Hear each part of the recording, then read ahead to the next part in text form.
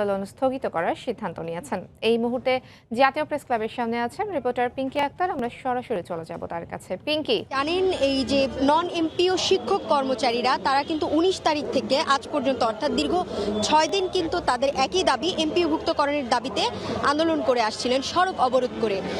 তো আজকে কিন্তু তারা কিন্তু এর আগেও কয়েকবার আন্দোলন করেছেন। তারপর কিন্তু তাদেরকে শিক্ষামন্ত্রী এর আগে যে সাবেক শিক্ষামন্ত্রী ছিলেন তিনি এবং হচ্ছে যে এর আগে তাদের কিন্তু এটি 30তম আন্দোলন, তখন কিন্তু তাদেরকে আশ্বস্ত করা হয়েছিল যে তাদের যে এমপিওভুক্তের দাবি সেটি মেনে নেওয়া হবে। তো কিন্তু দাবি মেনে নেওয়া হলেও সেটা কিন্তু এখন পর্যন্ত বাস্তবায়ন হয়নি, যে কারণে তারা আবারও কিন্তু 30 বারের মতো আন্দোলনে নেমেছেন এই জাতীয় প্রেস ক্লাবের সামনে। তো এবার কিন্তু শিক্ষামন্ত্রী কিছুক্ষণ আগে আপনি জানেন যে শিক্ষামন্ত্রী এখানে এসেছিলেন, এখানে যে শিক্ষক কর্মচারী ছিল তাদের সাথে কথা বলেছেন, তাদেরকে বলেছেন যে 1.5 মাসের মধ্যে তাদের যে এমপিওকরণের প্রক্রিয়া এই বিষয়টি হচ্ছে যোগ্য যেই স্কুলগুলো অর্থাৎ যে শিক্ষা প্রতিষ্ঠানগুলো এমপিও পাওয়ার যোগ্য তাদেরকে বিবেচনা করে প্রক্রিয়া শুরু করা হবে।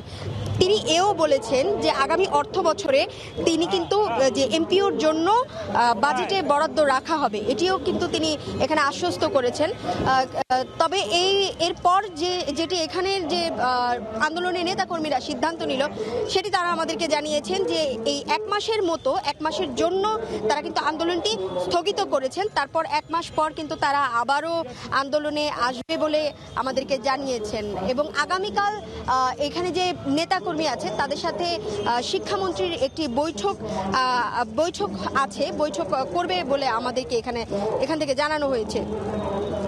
এর আগে আমি যদি বলি যে তারা কিন্তু তাদের এই আন্দোলনটা 2006 সাল থেকে 2006 সালের আন্দোলনের পর তাদের 2010 সালে কিন্তু শেষ এমপিও করা হয়েছিল। তখন এমপিও করা হয়েছে বাংলাদেশের প্রায় 28,000 শিক্ষা প্রতিষ্ঠানকে।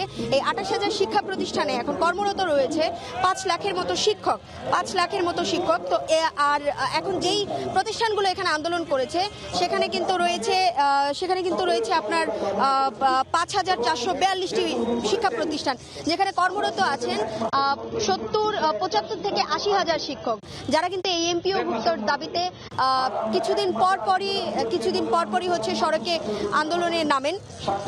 তো তারা আমাদেরকে যেমনটি জানিয়েছেন যে আপাতত 1 মাসের জন্য তারা শিক্ষামন্ত্রীর কথার কতটুকু বাস্তবায়ন হয় সেটি দেখার অপেক্ষায় থাকবেন, তারপর তারা আবার পদক্ষেপ নেবেন। এই ছিল আমার কাছে এই আন্দোলন থেকে এখন পর্যন্ত শেষ অপলাপ। শিক্ষামন্ত্রীর আশ্বাসে নন এমপিও শিক্ষকরা আপাতত 1 মাসের জন্য আন্দোলন স্থগিত করার সিদ্ধান্ত নিয়েছেন এবং তার সবশেষ তথ্য জানাচ্ছিলেন আমাদের সহকর্মী পিঙ্কি।